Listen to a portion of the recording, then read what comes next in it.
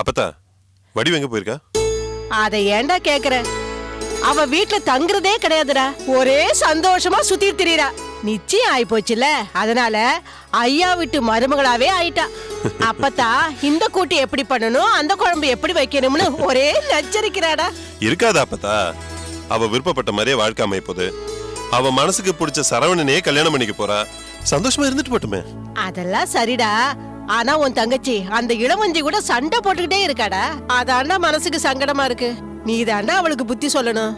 சரி, இன்னைக்கு நான் வீட்டுக்கு வந்ததும் அவகிட்ட பேசுறேன். என்னதான் இருந்தாலும் இளவஞ்சி ஐயாவோட மூத்த மருமக. அவளுக்கு கொடுக்க வேண்டிய மரியாதைய வடிவு கொடுத்துதான். வணக்கம் டிஎஸ்பி சார்.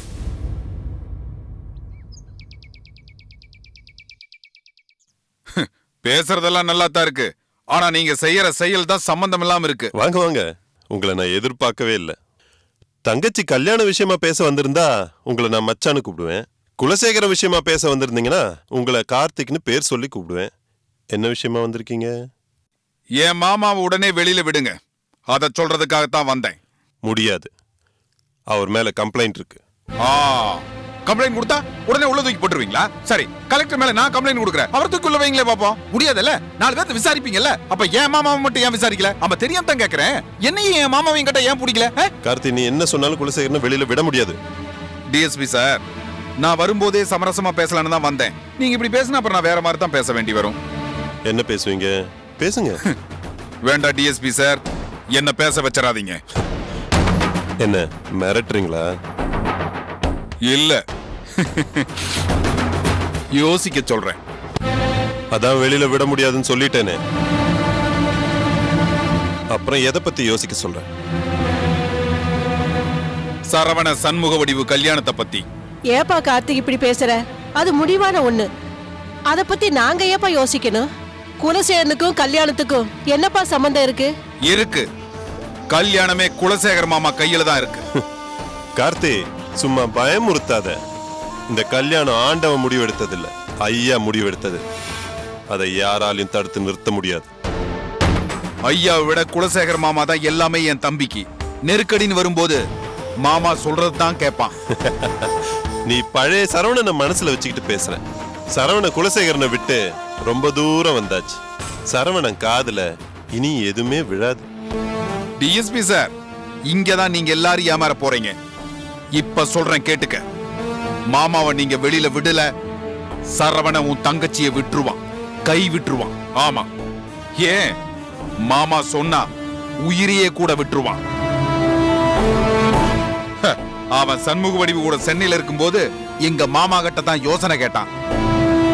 அப்படிப்பட்ட என் தம்பி எங்க மாமா உள்ள இருக்கும்போது உன் தங்கச்சியை கல்யாணம் பண்ணிக்குவானா?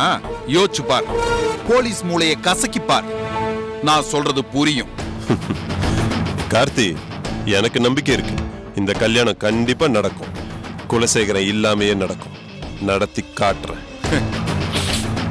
நீங்க இன்னொரு விஷயத்தை முக்கியமா புரிஞ்சுக்கணும். அவர் வெளியில வர வழி இல்லாம நான் உங்ககிட்ட பேச வரல. அவர் ஜித்தன். அவருக்கு எப்படி வெளியில வரணும்னு தெரியும். நீங்களா வெளியில விட்டா பிரச்சனை இல்ல. அவரா வெளியில வந்தா இந்த கல்யாணம் நடக்காது. உங்க வாழ்க்கையே கேள்விக்குறியாயிடும். ஐயா பையன் இந்த மாதிரி நியாயத்துக்கு புறம்பா பேசுறது தான் ஆச்சரியமா இருக்கு. பேசாம ஒண்ணு பண்ணுங்க, நீங்களும் குலசேகரனை விட்டு வெளியில வந்துருங்க. நியாய அநியாயம் அல்ல, அவங்க பார்வையை பொறுத்தது. எங்க மாமா சொந்தத்துக்காக உயிரியே கொடுப்பாரு. கடைசி வரைக்கும் நானும் என் தம்பி அவர் கூட தான் இருப்போம். கடைசியா நானும் சொல்றேன் கேட்டுக்கோ. எதையும் சந்திக்க தயாரா இருக்கேன். முடிஞ்சா கல்யாணத்தை நிறுத்திப்பார். முடிஞ்சா நீங்க நடத்தி பாருங்க.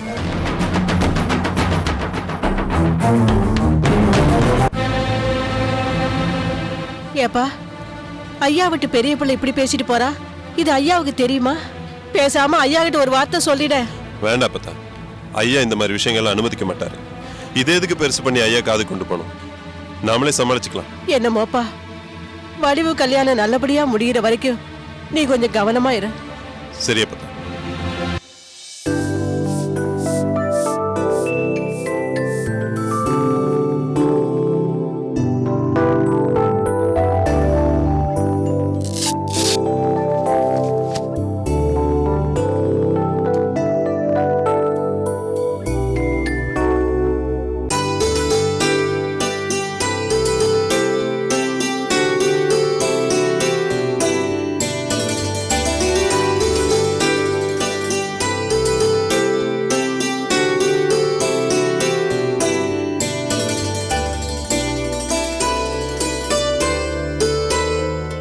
எல்லாம் நார்மலா இருக்கு. நான் முன்னாடி எழுதி கொடுத்த டேப்லெட்ஸே கண்டினியூ பண்ணுங்க. ஓகே 15 நாளைக்கு ஒரு முறை நானே வந்து செக்அப் பண்ணிடுறேன். ஓகே சரி டாக்டர். சுபையண்ணா தம்பி பொட்டியை வண்டியில் வச்சுட்டு வந்துருக்கேன். சரி தம்பி. வரேங்க. வரேன் சார். தேங்க்யூ. செல்வா, உன் பொண்டாட்டி கிட்ட சொல்லு, டாக்டர்மா சொன்ன மாதிரி நேரம் தவறாம மருந்து மாத்திரைகளை சாப்பிட சொல்லு. வாய்க்கு ருசியா இருக்குன்னு கண்டதெல்லாம் சாப்பிட வேண்டாம்னு சொல்லு. வயித்துல இருக்கிற குழந்தைக்கு ஆகாது. அத்தை, நான் இங்க தானே இருக்கேன், என்கிட்டயே சொல்லாமே. நான் சொன்னா நீ கேப்பியோ இல்லையோ, அதான் உன் புருஷன்கிட்ட சொல்லி உங்ககிட்ட சொல்ல சொன்னேன். ஏன் அத்தை இப்படி சொல்றீங்க? நான் உங்க மருமக, உங்க பேச்ச நான் கேட்க மாட்டேனா? கங்கா, கங்கா, வாங்க அண்ணே. கூப்பிடாத. நான் உன்ன சொந்த கொண்டாட வரல, நியாயம் கேட்க வந்திருக்கேன். நியாயம் கேட்கறதா இருந்தா கலெக்டர் ஆபீஸ்க்கு போகணும். இங்கேயே வந்த. நானும் அங்கதான் போகணும்னு நினைச்சேன். ஐயாவோட மருமக ஏன் கலெக்டர் ஆபீஸ்க்கு வந்தான்னு 4 பேர் கேவலமா பேசுவாங்கல்ல, அதனாலதான் இங்க வந்தேன். அண்ணே, கொஞ்சம் பொறுமையா பேசுங்க. பொறுமையா தான் பேசுறேன்.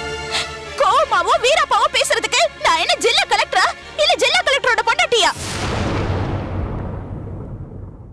இப்போ உனக்கு என்ன வேணும்? எதுக்காக இங்க வந்த? கலெக்டர் சார் கிட்ட நியாயம் கேட்டு வந்திருக்கேன். இளவஞ்சி, எதுக்காக என்ன சார்னு கூப்பிடுற? நான் உனக்கு கூட பிறந்தவ மாதிரி தான். நீ என்ன அண்ணனை கூப்பிடு. இந்த ஒரு முறை உங்க மனசுல இருந்திருந்தா போலீஸ் கிட்ட சொல்லி எங்க அப்பாவை கைது பண்ண சொல்லிருப்பீங்களா? நான் உங்களுக்கு சொந்த அண்ணா, எங்க அப்பா என்ன அண்ணியனா? சொந்தக்காரர் தானே. ஒரு சொந்தக்காரரையே ஜெயில போட்டிருக்கீங்களே, இது என்ன நியாயம்? உங்க அப்பா செஞ்சது மட்டும் நியாயமா? ஒரு கலெக்டரோட அம்மா நான் என்ன வழிமறிச்சு என்னெல்லாம் பேசினாரு, எப்படி எல்லாம் மிரட்டினாரு. கொலை செஞ்சிடுவேன் வேற சொல்றாரு. கோவத்துல 4 வார்த்தை பேசிருப்பாரு, அதுக்கு இப்படி ஒரு தண்டனையா? நான் கூட தான் உங்ககிட்ட சண்டை போட்டிருக்கேன். தெரிஞ்சும் தெரியாம நான் எவ்வளவோ பேசிருக்கேன், திட்டி இருக்கேன். யார வேணாலும் கைது பண்ற அதிகாரம் இவருக்கு இருக்குல்ல, எங்க என்ன கைது பண்ண சொல்லுங்க. இளவஞ்சி, உங்க அப்பா என் அம்மாவை பேசினதும் மிரட்டினதும் தப்பு. அதை என்னால பொறுத்துக்க முடியாது. எங்க அப்பா பேசுனதுக்காக நீங்க அரெஸ்ட் பண்ணல. கல்யாணத்தன்னைக்கு நடந்ததுக்காக எங்க அப்பா உங்ககிட்ட மன்னிப்பு கேட்கல. அத மனசுல வச்சு நீங்க பழி வாங்கிட்டீங்க. இளவஞ்சி, நீ நினைக்கிறது தப்பு. நான் அவரை கைது பண்ணணும்னு நினைச்சிருந்தா என்னைக்கும் அவரை கைது பண்ணிருப்பேன். எனக்கும் கங்காவுக்கும் கல்யாணம் நடக்க கூடாதுங்கிறதுக்காக செய்யக்கூடாததையெல்லாம் செஞ்சிருக்காரு. அது எல்லாத்தையும் நான் மன்னிச்சிட்டேன். ஆனா அன்னைக்கு என் பொண்டாட்டியை மிரட்டினவரு இன்னைக்கு அம்மாவை மிரட்டிருக்காரு. எப்படி நான் பொறுத்துக்க முடியும்? கலெக்டர் சார், யோசிக்காம பண்ணிட்டீங்க. எங்க அப்பா சாதாரணமான ஆள் இல்ல. இந்த ஊர்ல ஐயாக்கு என்ன மரியாதை இருக்கோ அதே மரியாதை எங்க அப்பாவுக்கு இருக்கு. எங்க அப்பா சொன்னா அதை கேட்க 1000 பேர் இருக்காங்க. ஊர்ல ராஜா மாதிரி இருந்தவரை இப்படி தலைமுடிய வச்சுட்டீங்களே.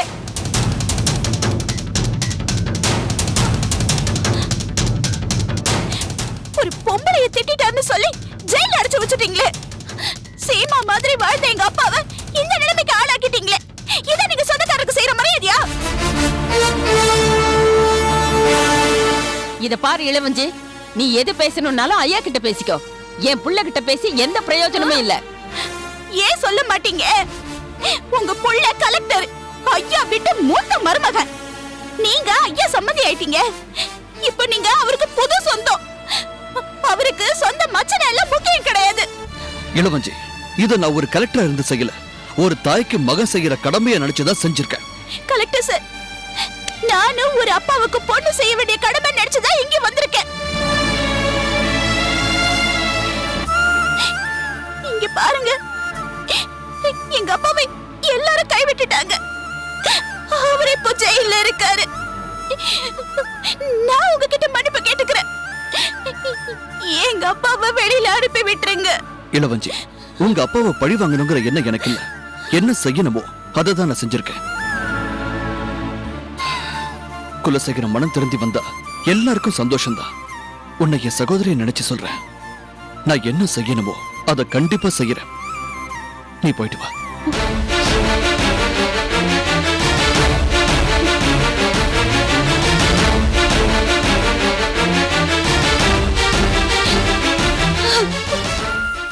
அண்ணே, அண்ணே. கங்கா, இதுதான் பெத்த பாசம்ங்கிறது. நான் பாத்துக்கிறேன் கங்கா. எல்லாம் நல்லபடியா நடக்கும். ம்? வா.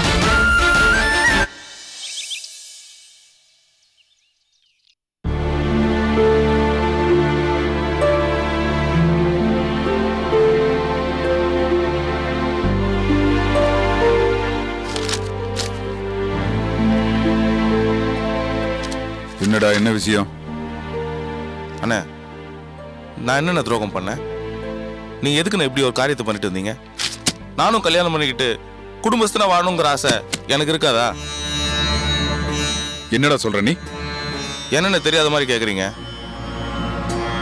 ஓ, டிஎஸ்பி பார்த்து பேசுனதை சொல்றியா?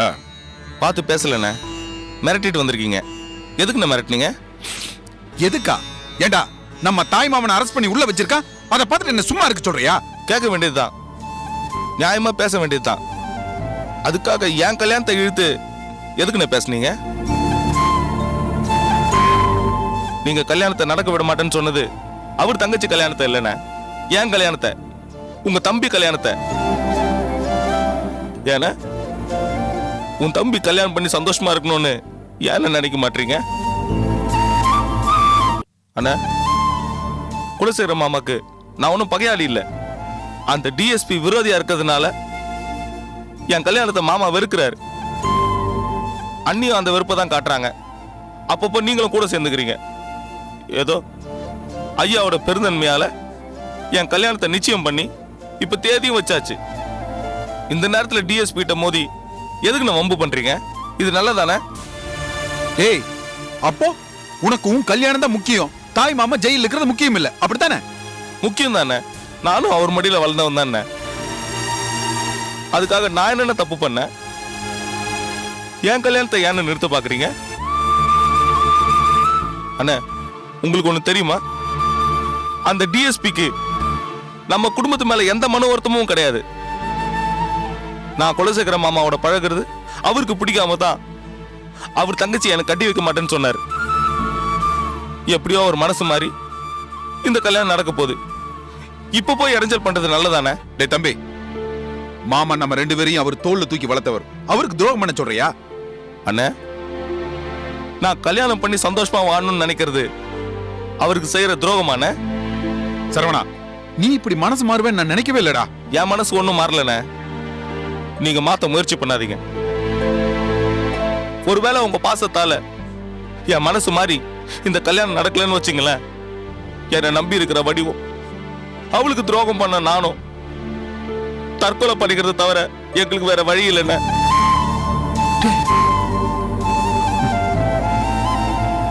அண்ணே, உங்களை கெஞ்சி கேட்டுக்கிறேண்ணே, ஐயா ஸ்தானத்துல அடுத்து நீங்க தானே இருக்க போறீங்க.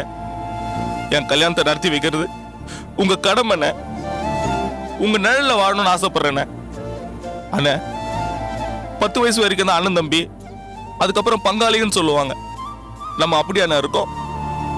உங்க காலில் விழுந்து கெஞ்சி கேட்கிறேன், என் கல்யாணத்தை நடத்தி வைங்க அண்ணே.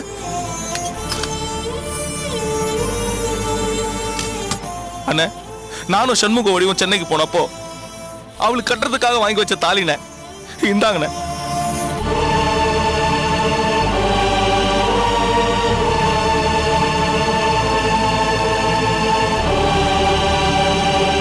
நீங்க என்னைக்கு என் கல்யாணத்துக்கு சம்மதிக்கிறீங்களோ அன்னைக்கு வடிவு கருத்த தாலி கட்டுறேண்ணே.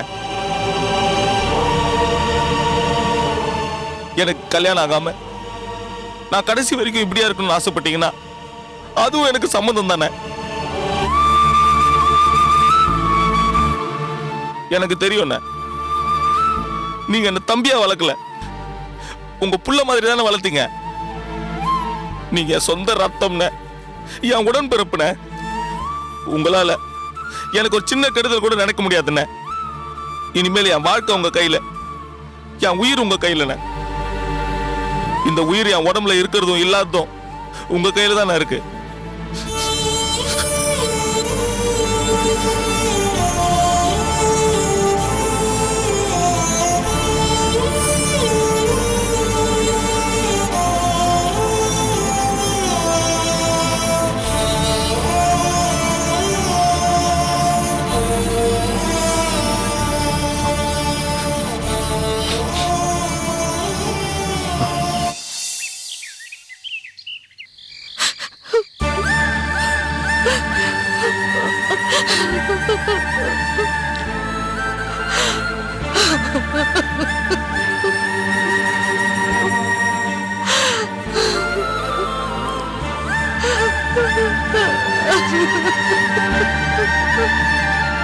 அம்மா அம்மா உன்கிட்ட ஒரு விஷயம் பேசணும். என்ன? ஏமா அப்பா ஜெயில இருக்காருன்னு உனக்கு கொஞ்சம் கூட கவலையே இல்லையா? கவலையும் இருக்கு, வேதனையும் இருக்கு. அதுக்கு என்ன செய்ய சொல்ற? அப்போ வீட்டுக்குள்ளேயே இப்படி சும்மா உட்கார்ந்திருந்தா எப்படி? அவரை வெளியில கொண்டு வர எண்ணமே உனக்கு இல்லையா?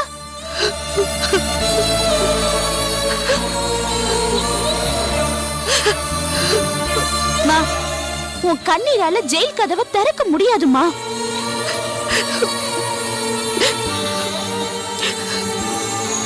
மா, இப்படி பேசாம இருந்தா அப்பாவை எப்படிமா வெளியில கொண்டு வருது? இத பாருமா, நீ என்ன பண்ணுவியோ எது பண்ணுவியோ தெரியாது. ஐயாவை பார்த்து பேசி அப்பா வெளியில கொண்டு வர ஏற்பாடு பண்ணு.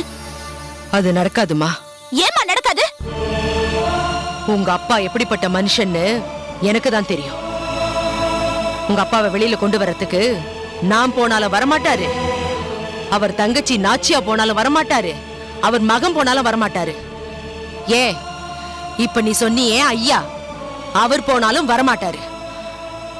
ஏன்னா உங்க அப்பா கூண்டுக்குள்ள மாட்டின சிங்கம் மாதிரி எப்படி வெளியில வரணும்னு அவருக்கு தான் தெரியும்.